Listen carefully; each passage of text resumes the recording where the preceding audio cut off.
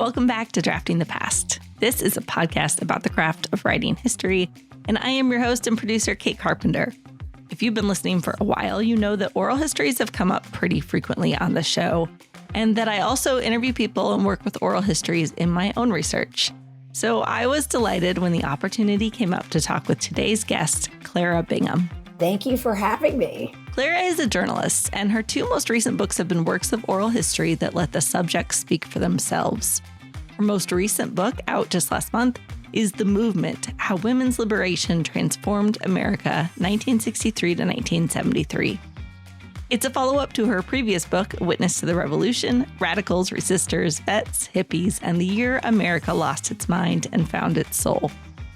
Clara has had a fascinating career as a political reporter, writer, documentarian, and more. I will let her tell you all about it. I know historians are occasionally a little skeptical about journalists who write history, but I think we have a lot to learn from each other. That was definitely the case in this interview, and I loved hearing from Clara about how she tracked down people to interview, the way she wove their accounts together, and why she thinks of herself as more of a historian than a journalist these days. Enjoy my interview with Clara Bingham. I did from an early age know that I wanted to be a journalist, so that was a helpful thing.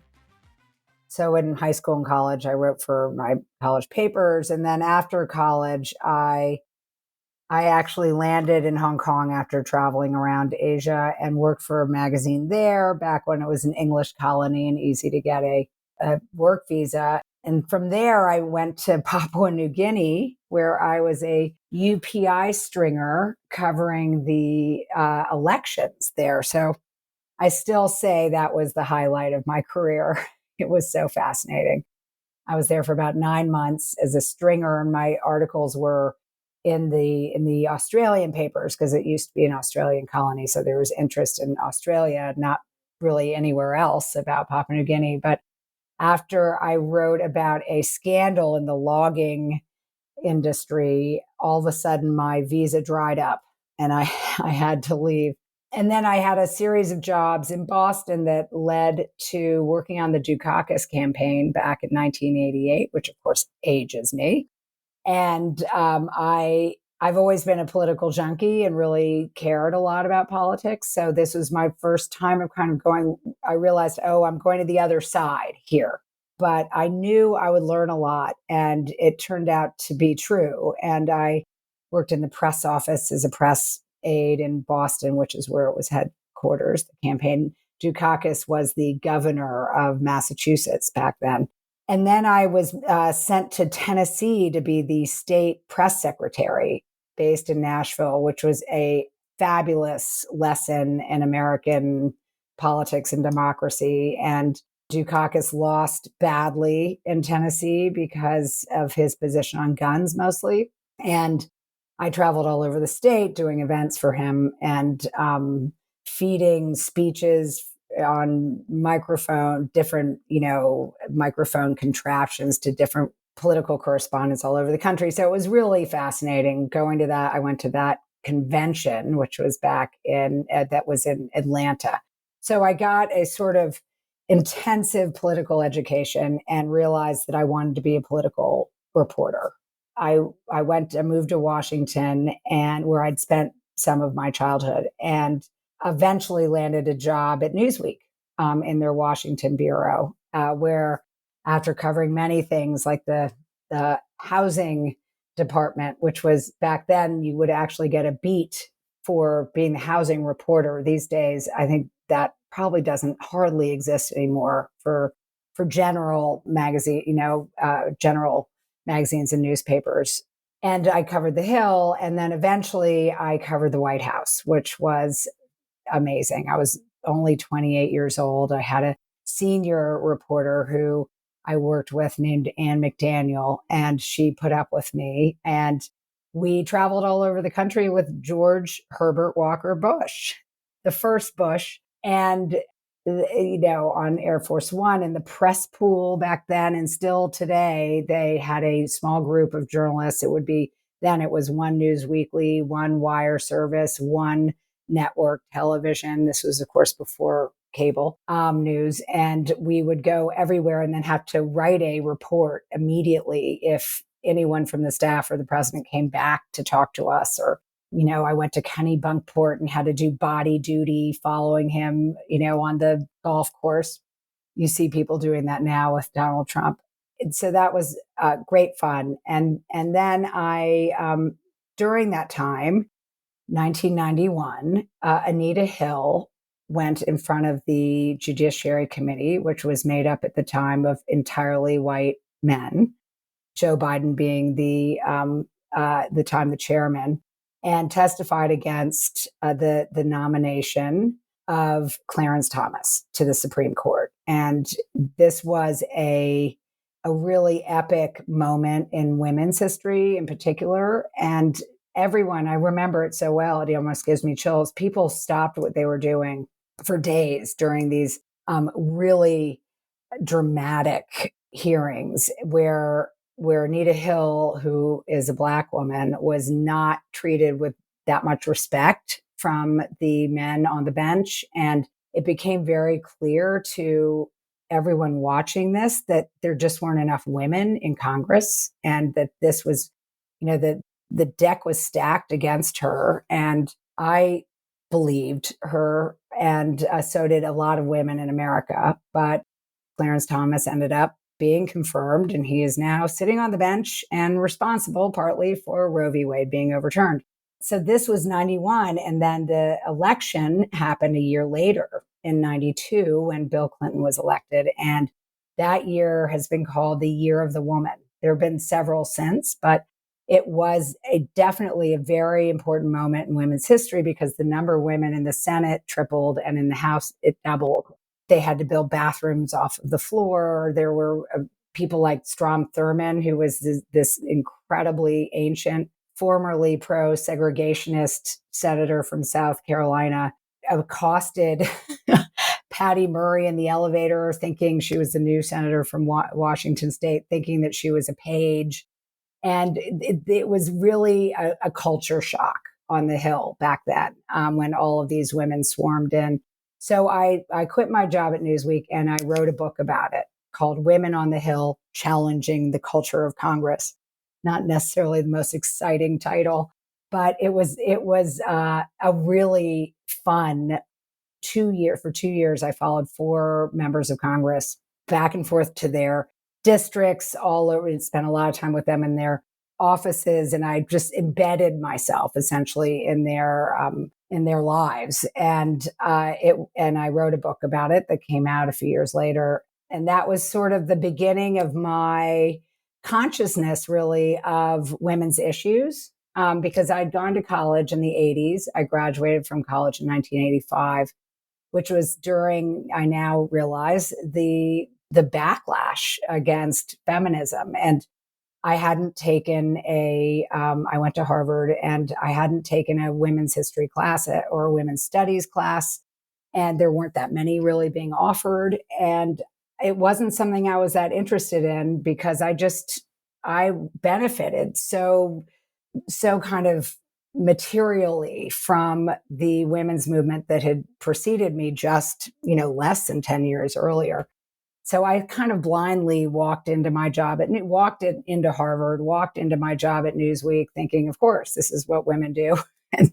and then I wrote this book. And then the book after that was also an amazing, I freelanced for magazines. I wrote I was based in DC then, a lot of profiles of women.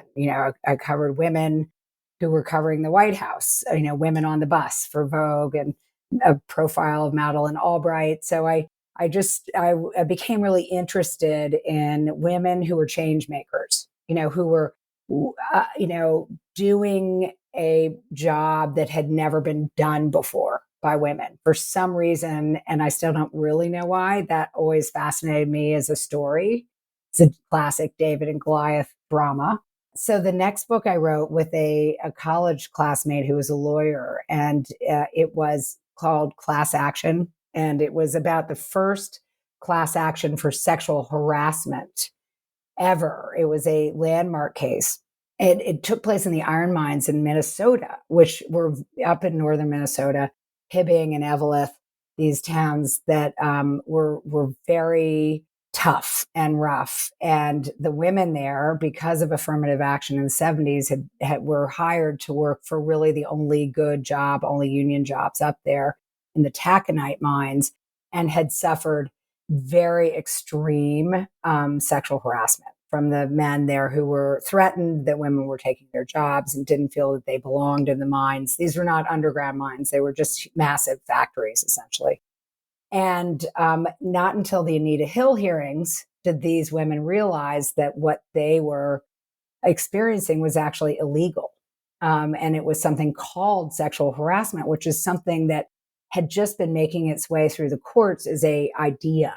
And so they sued. It was a very long case. And by the time I got involved and they were about to settle, and they did settle after 3 grueling court cases. And so my friend Laura Leedy Gansler and I had a wealth of depositions and court testimony, which, as historians know, is just gold, because there it is. It's completely public. You can use it.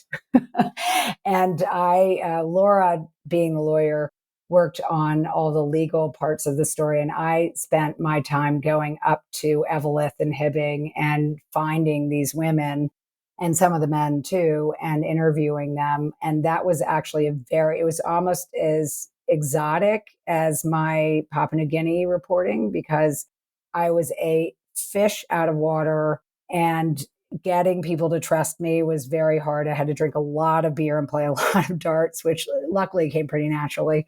And I eventually, cracked the code and got a bunch of people to trust me with their stories. And they were harrowing stories, really tough, especially the main character, Lois Jensen, who was the lead plaintiff in this case that the New York Times hadn't even covered when it happened. So people on the East Coast didn't know much about it, but all the lawyers knew about it because it was an important legal story and precedent. And that book came out in 2003. And then miraculously, 2 years later, in 2005, I went to the opening of the movie based on the book called North Country.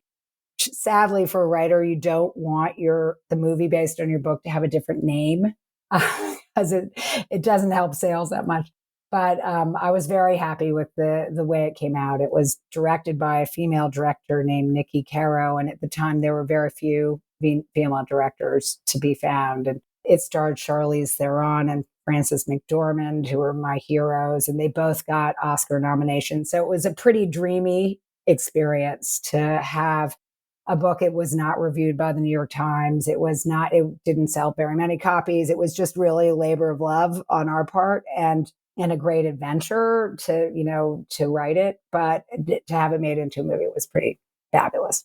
And then after that, this is why the trajectory kind of turns. I made I went down to freelance for a magazine and write about mountaintop removal coal mining in West Virginia. And I witnessed this horrific environmental crime, essentially, where mountains were just being blown up instead of going underground, which was expensive.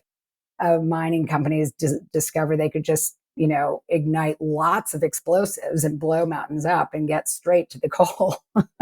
And because of the Bush administration had reduced a lot of the environmental regulations and that allowed for this. So I was so shocked by this and realized it was such a visual story that I ended up with people who knew how to make documentaries, making a documentary called The Last Mountain.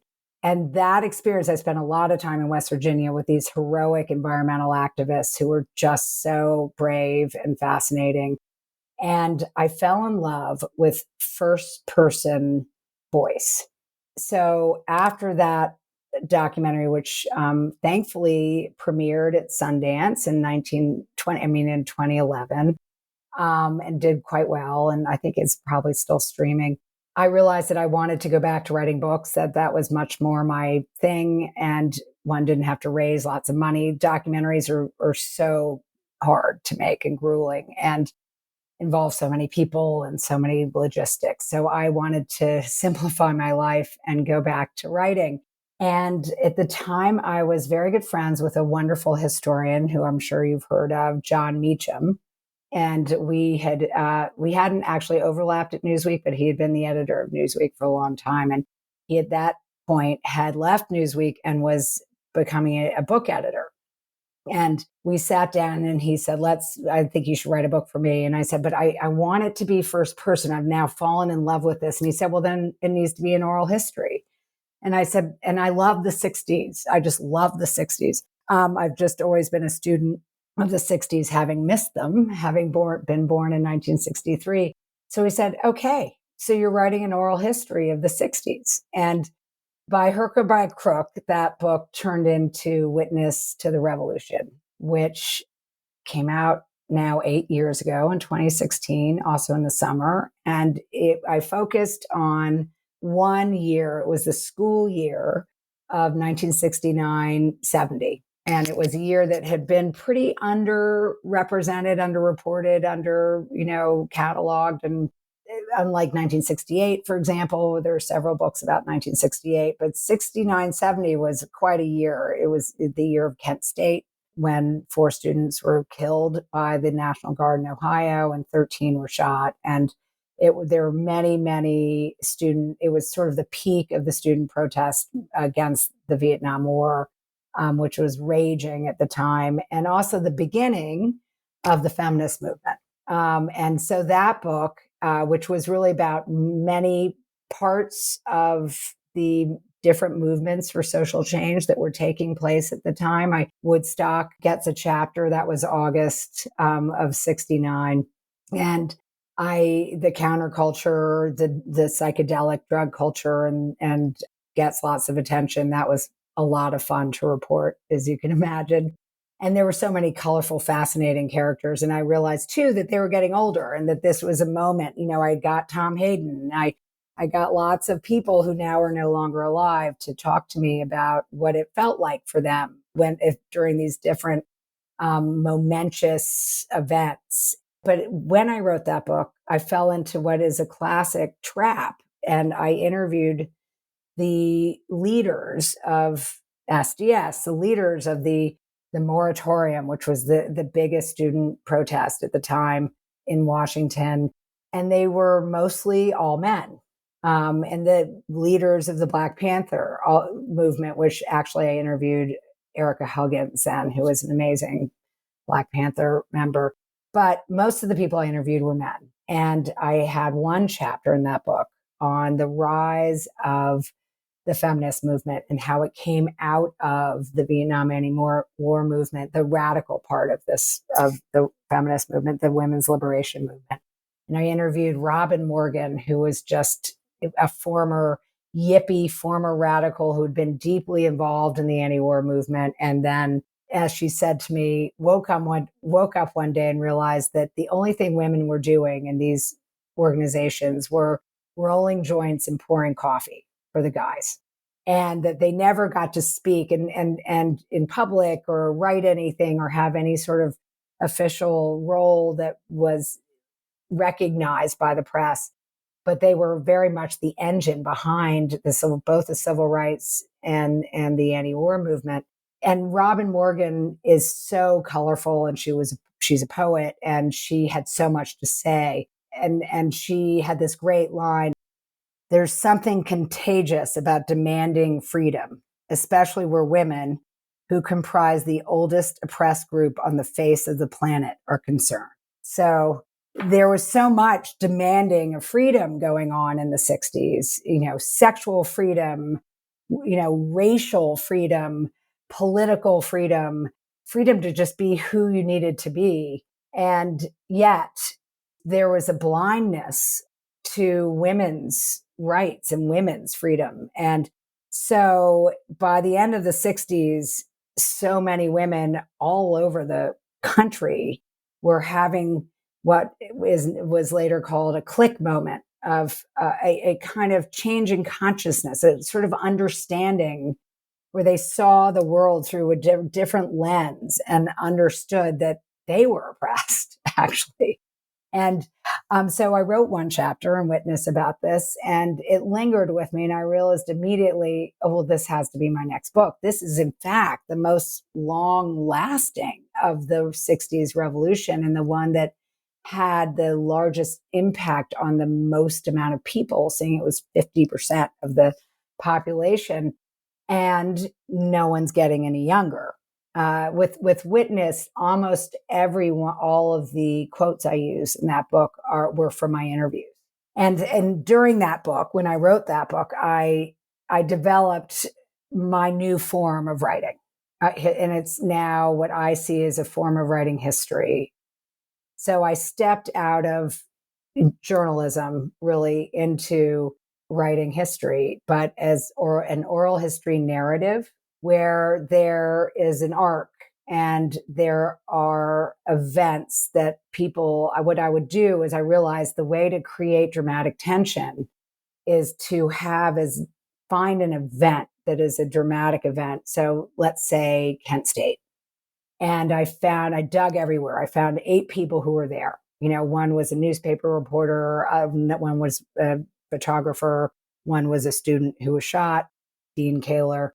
And I got them to give me the TikTok of that week in their lives. And I wove together a chronology, essentially, of Kent State through their personal experiences. And I love that chapter just because there was so much action and there was so much drama. And also because it was so horrifying and shocking, everyone remembered everything. Because, of course, we now know that when you have a shocking, either very good or very bad memory that creates adrenaline, that actually helps to sear one's memory. So this form, of course, I did not invent. And my model for it was the biography Edie, which is the oral history biography of Edie Sedgwick, who was a Warhol girl. And it was written by George Plimpton and Gene Stein. And some people I know consider it the perfect book.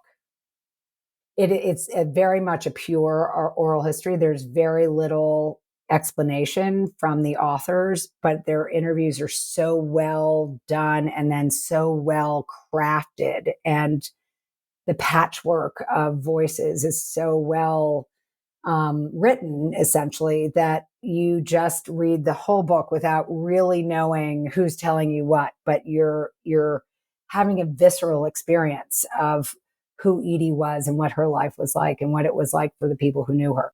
So that was my goal. My goal was the model for oral history narrative in my book was not Studs Terkel, the very famous, of course, oral historian from Chicago, who would write these epic books like Working, for example, where he would interview, hundreds of people, choose 50 and then whittle down those and shape and craft those first person testimonies and do one after the other.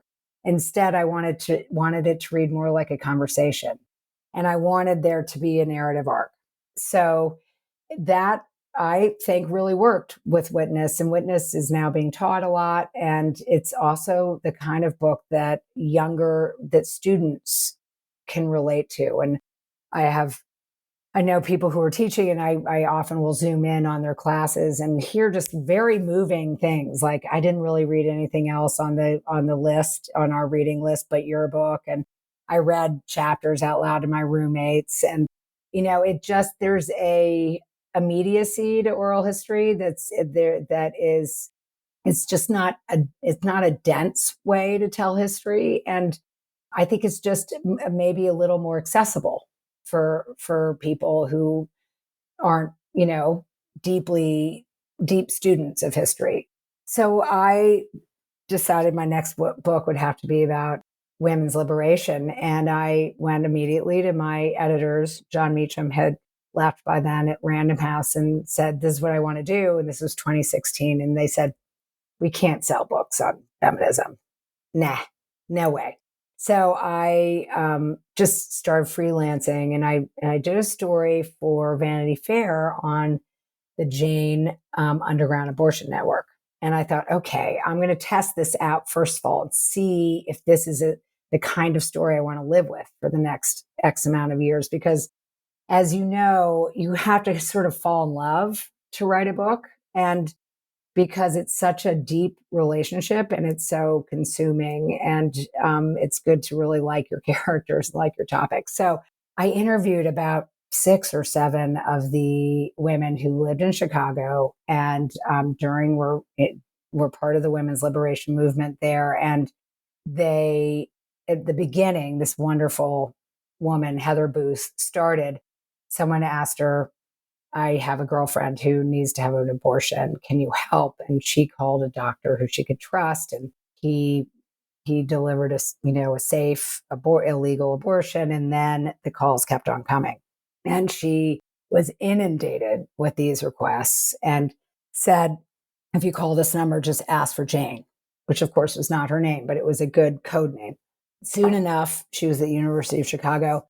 The numbers became so large that she enlisted a large group of women who developed a very secretive hierarchy for how to make this happen, who was going to take the call, who was going to brief the patient, who they called clients, who was going to find the doctor for them, who was going to drive them. It was all, had to be extremely secretive and underground. And eventually the doctor who they had relied on vanished. But before that happened, they had learned from him how to perform abortions themselves, which is still kind of stunning to me. And it turns out, actually, it's not a terribly, difficult procedure if it's done in early stages. So they performed thousands of abortions themselves. There were about 6 of them who were doing it. They all got busted. In 1972, they were called the Abortion Seven, just like the Chicago Seven. And we're lucky enough, Roe v. Wade became the law of the land a few months later, and they didn't have to go to jail for 10 years, which is what they were up against. By the time I finished this article and a few others, Me Too had occurred. Harvey Weinstein was exposed by the New York Times, and the flood of thousands and thousands of women who came forward talking about the sexual harassment and molestation they had experienced, often at work, changed the country. It was such a massive wave of outpouring. And all of a sudden, editors were a little more interested in women feminism. So I was able to get a contract for this book with Simon and Schuster, and I spent 5 years on it from start to finish. And it was quite a journey. It was really amazing. I interviewed about 120 women and some men. And then I also had much more of an archival experience with this book than I've ever had before. And because so many of the main players, like Pauli Murray and Betty Friedan and Fannie Lou Hamer and Florence Kennedy, had died. And so I needed their first person voices, not just a biography about them. Became a big hunt for me, finding voices of women who had died. And also many women were quite old. The average age was 75 to 97. And I was asking people to remember things that had happened 50, 60 years ago, which was a big ask. Luckily, there were several archives. Smith has one in Schlesinger Library at Radcliffe, where women had been interviewed for, oral history archives in the 90s, which was much closer, of course, to the period of time. So I used a mix of different sources for this book. Fantastic. I have a lot more I want to ask you about this book. But first, I also want to ask what I sometimes refer to as my nuts and bolts questions about how you write. So the first one is just, when and where do you like to do your writing? I have an office in my house in Brooklyn, and it's tiny, and I like that. I like having almost a closet to work in because I don't want a lot of distraction. A good view is not a good thing for me. So I write at home, or I write in libraries. depending on how chaotic my life is at home. So if I have 3 kids and my husband has 3 kids, my second husband, and then luckily by the time I was really writing this book, many of them were way off to college and adulthood. But there were periods where I just had to go to a library and just to really focus. So I had a few spots in New York. I went to the New York Society Library, which you belong to. And I actually wrote most of Witness there. It's on 79th and Madison. It's a great jewel. It costs $200 to join, and it has an amazing reading room on the 5th floor, and it's jammed. You have to get there early to get your seat, with a lot of frustrated writers who are sitting there tapping away. And it just, I like being in a community of people working, because it focuses me, and I can't talk on the phone, and I can't go to the kitchen and have my 5th snack of the day. So I was very great. Also in Brooklyn, I worked at the writers room in Brooklyn. I moved to Brooklyn recently. So finding a place like that where it's quiet, and preferably where there are other people who is as tortured as I am, is often preferable. But I also I spent a lot of time working at home, and late nights. I'm not a morning person. I wish I was one of those go to bed at 9, wake up at 4, get it all done by noon, exercise, then do your day job. But I'm not disciplined enough for that. So I actually would find myself working until midnight or 1 and 2 in the morning. I like night work because that's quiet the same way morning work is. And also for a lot of this work, I was on the road and interviewing people. So it was very much 2 stages. There was the repertorial part. It was a lot of gumshoe, a lot of finding people, getting them to trust me, getting them to agree to talk to me, talking to them. Unfortunately, COVID happened for a lot of this book. So I did a lot of Zoom interviews. Before that, I traveled all over because I love going to people's houses. Many of these women had their archives. They had a bunch of boxes out that they were ready to ship off to Duke, Smith, Radcliffe, whatever college they happened to go to that was agreeing to take their papers. And so that would always be very helpful, as you can imagine. Photos, documents, speeches, things that would be impossible to find online. And also getting just a sense of really who they were. So I love those in person, but they're not as efficient. So once COVID happened, I realized, wow, I can Zoom with someone in California, and I can have 3 interviews over the course of 3 days. And that was really great too. So I did the interview stage and then the writing stage, and they're very different. The way that now promoting a book is so different. It's very schizophrenic. You go from being a politician to a hermit and back to a politician. So it's very confusing personality wise. Absolutely. How do you like to organize, your sources, your notes, your materials?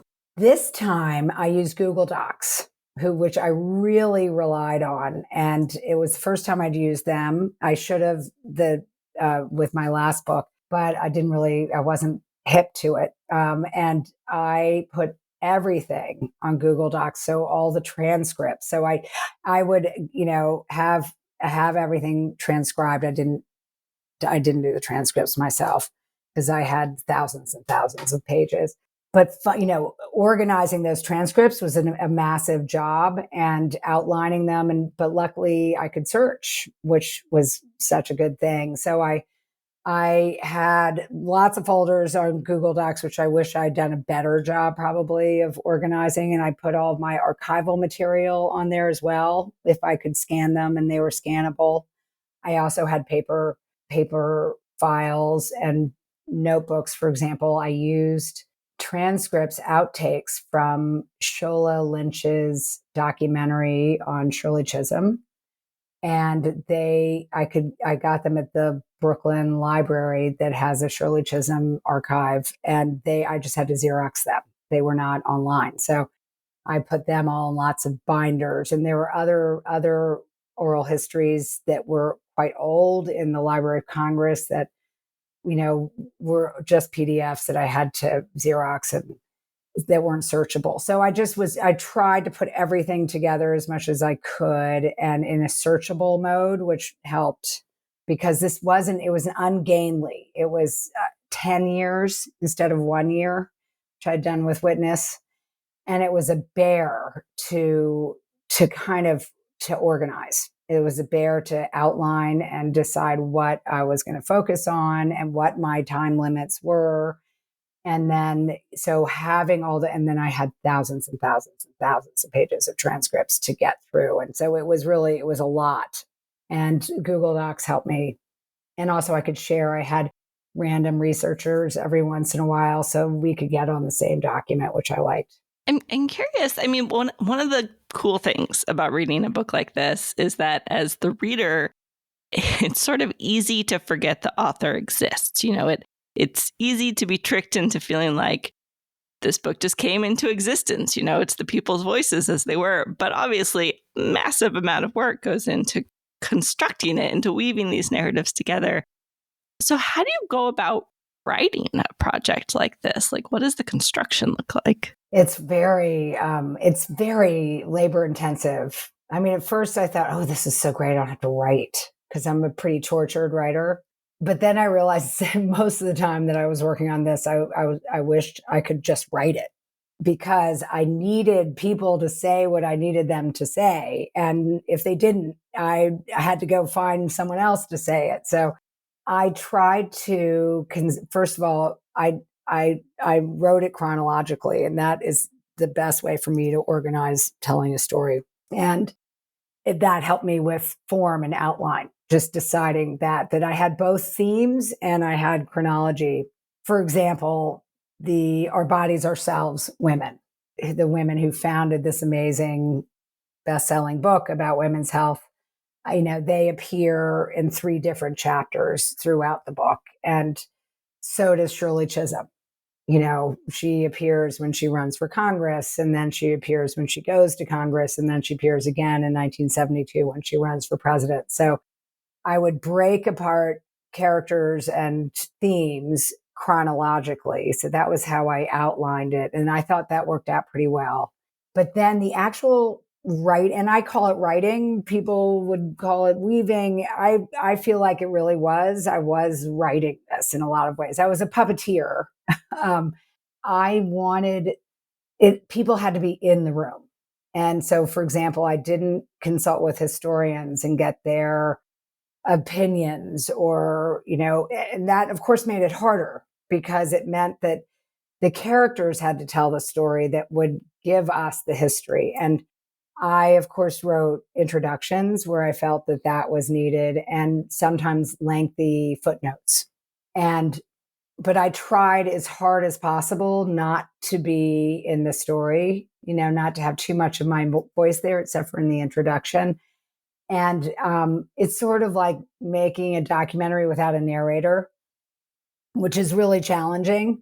So it just means you have to have good material. You have to have good interviews. You have to be very good at interviewing people. You have to ask them often the same question over and over again in different ways to get them to explain what you need them to explain because you can't do it for them. You can't do it for the reader. And then I liked having multiple voices who experience the same thing when possible, because that would fill out a story. But in this case, often I'd have just one person. And then, of course, I relied on people being good storytellers. And some people are, and some aren't. You can't win them all. And so for the people who are good storytellers, they got much more airtime because they were able to do the job I needed them to do because I couldn't help that much. Though I did do a lot of sandpapering, as I call it, and condensing to make it more readable for the reader. But I didn't rewrite anything. Everything was always very much in their voices. And then, of course, I also used documents. And in this case, there were a lot of fantastic arguments on the floor of the House and the Senate, testimony in congressional hearings. Everyone wrote a manifesto. I mean, these women were so loquacious, and they had so much to say. And many of them were brilliant writers. There was Vivian Gornick and Margaret Jefferson and Robin Morgan. Everyone had something. Alex Schulman. So they were just, scads of great writers. So I could also use their memoirs, which I really relied on. In the case of Shirley Chisholm and Bella Abzug, they both wrote memoirs that I used.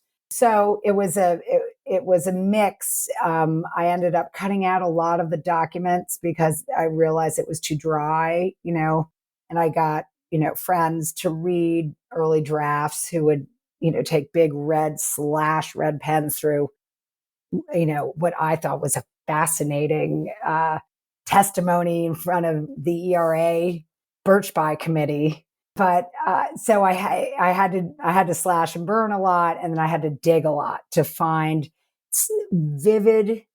I was looking for vivid, personal, authentic. I sort of hate that word, but a vivid, personal, candid, emotional descriptions. I wanted the reader to know what it felt like to be there, so that it wasn't just a factual telling, it was personal. So in a way, this is a personal history. And it makes sense because this was such a personal revolution. It was, the personal is political, and it really was. It would happen in the bedroom as well as the boardroom, as well as the factory floor. It happened everywhere. And so much of this story really is about personal transformation that happened individually. So that helped in a way make it a viable oral history in a way, because the hearing from these women what they went through themselves instead of hearing about it secondhand, to me felt like the real way of telling this history, the most effective way of telling this history. And as far as I know, it is the first oral history narrative of this movement. There are a lot of memoirs, there are a lot of collections of writings, there are a lot of collections of interviews, but nothing like this has been done.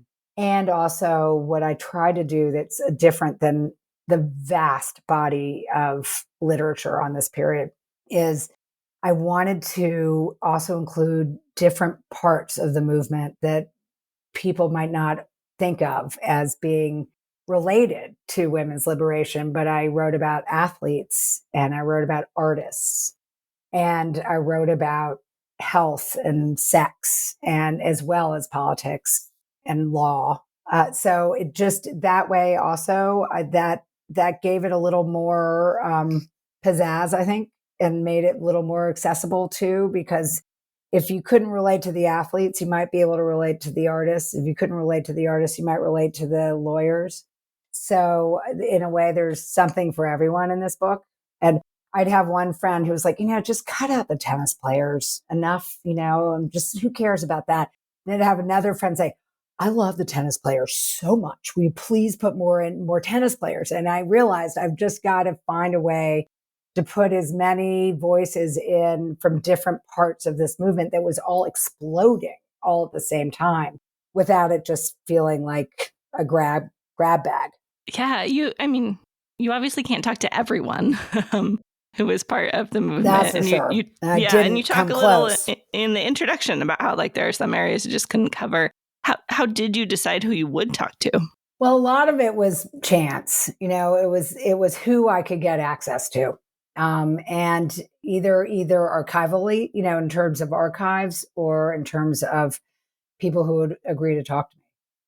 And actually, some people who didn't agree to talk to me, I still was able to get archive, like Judy Chicago, the now quite famous feminist artist who started an amazing feminist art movement on the West Coast. And she was writing her memoir and just didn't want to talk to me. I tried every which way multiple times. And then it turned out the Archive of American Art had done a great long interview with her. She had written a wonderful memoir of her early years through the flower. And so between and then I interviewed a lot of women who had worked with her. So when I struck out with people, I would figure out if there was a workaround. But the first person I interviewed was Susan Brown Miller, who at the time, who is one of the great chroniclers of this period. And she lived in the West Village, still does. And a good friend of mine, Joe Conason, knew her and was able, to make the introduction. And so one led to the other. And then I would ask Susan, who can I talk to, who was in your consciousness raising group in the West Village? And she would give me someone else's name. And then and so often that was how it worked. Or I would pick a topic that I knew I needed to cover, read everything about it, find out who I needed to interview, who was still alive, track them down on Facebook, or in the white pages, and cold call them and hope maybe they'd respond to my email or my phone call. So it was just kind of classic reporting, like finding who I needed to find and then finding who I could find. So it was a very imperfect way of going about this. But I just had to do what I had to do. You've mentioned little things here and there in our conversation about, asking sort of similar questions multiple times or having people sort of reconstruct a week you talked about for witness. Did you have strategies in your interviews to draw people's stories out and get them past kind of their pat responses that they've given for the past 50 years? That was certainly my goal with every interview, that I would get them, the subjects to relax and to be really candid. And for the most part, it wasn't that hard. A lot of these women are not famous and haven't, and it was really refreshing and nice because the ones who weren't famous actually really wanted to tell their stories, and they wanted history to know what they'd done. They wanted younger women to understand what came before them. And they were all, getting older. And so I found that it wasn't that hard to get people to talk to me. And because this is the other thing that makes it a little easier as an oral historian, I could promise them that what was going to appear on the pages came out of their mouths. I wasn't going to judge it. I wasn't going to alter it, in any extreme way, so that they could just tell me their stories and be assured that that was the story that would be in the book. And in some cases, people asked to see what I was going to use first in case they wanted to correct any mistakes. And so I made that deal with people who wanted that. And it wasn't that they could change what they said, but it was if they found that there were inaccuracies, they could correct it. And that was helpful because it wasn't a got you journalism kind of project, which I've done in the past, and it's much harder. So there weren't antagonistic interviews, which made it easier. But one of the questions with witness, one of the regular questions I would ask is, when was the first time you dropped acid?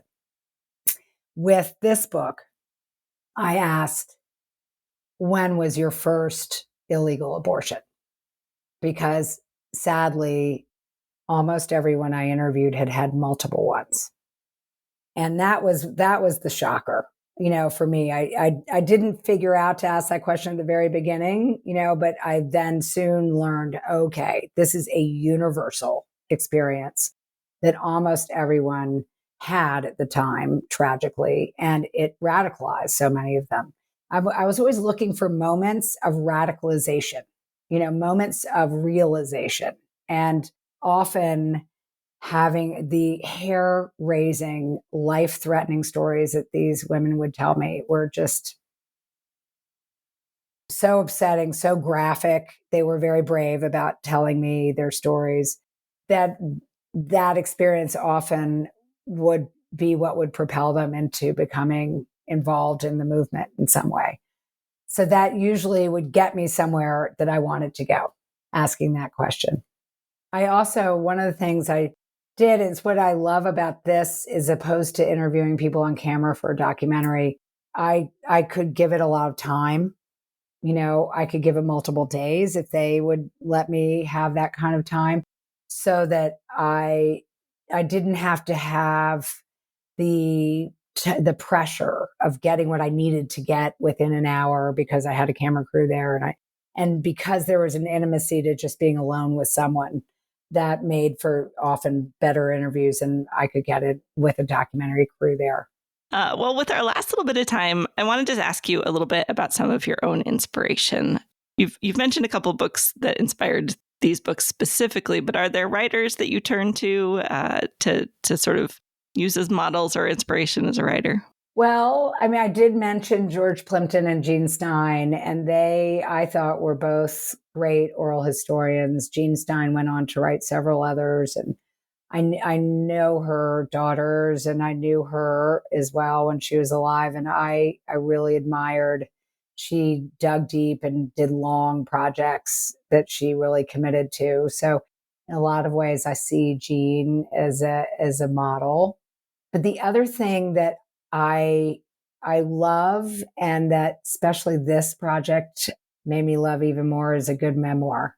For example, I just finished Griffin Dunn's memoir about his childhood called The Friday Afternoon Club, which was so fantastic and honest and gritty.